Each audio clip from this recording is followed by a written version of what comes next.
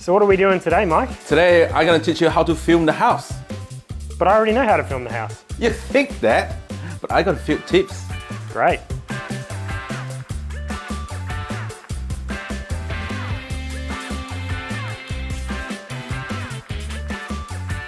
Have you filmed the kitchen, Andrew? Of course I filmed the kitchen. But you didn't film the decorative cornices, did you?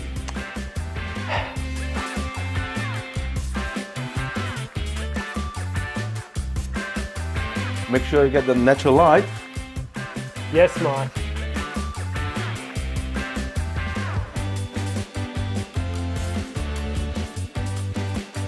Now, Andrew, with the bay window, we need a slow symmetrical shot. Mike, you know I've filmed 1,000 houses, right? I know, but look at this bay window. Different. When you film the bathroom, we need someone standing in the shower to show off the size. You sure that's a good idea? Now, cue the model.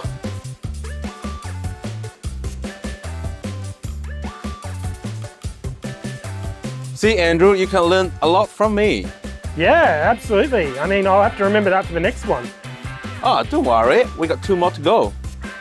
Oh, great.